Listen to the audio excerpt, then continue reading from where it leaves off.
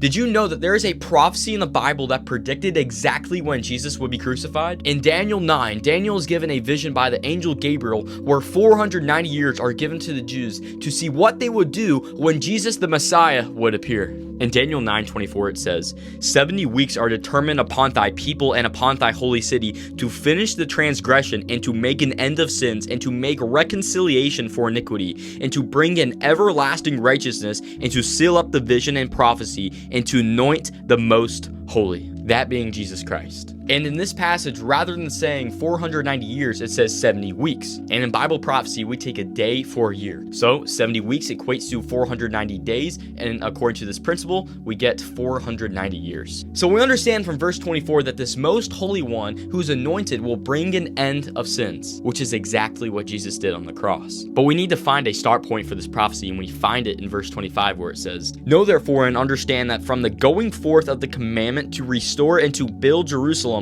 unto the Messiah the Prince shall be 7 weeks and 62 weeks, and the street shall be built again, and the wall even in troublous times. In Ezra 7:13, King Artaxerxes gives the decree for Jerusalem to be built and restored, just like this verse said, in 457 BC. Now let's read verse 27 to see the rest of this prophecy. And he shall confirm the covenant with many for 1 week. And in the midst of the week he shall cause the sacrifice and the oblation to cease. And for the overspreading of abominations he shall make it desolate, even until the consummation, and that determined shall be poured upon the desolate. If we fast forward 483 years from 457 BC, we come to 27 AD, which is the start of the last week or 7 years of this prophecy, which is where Jesus was anointed at his baptism. Then 3.5 years later, in 31 AD, he is crucified, which parallels with verse 27 when it says, and in the midst of the week he shall cause the sacrifice and the oblation to cease. Then for the last 3.5 years, the Jews were being heavily preached to, as we saw in the book of Acts,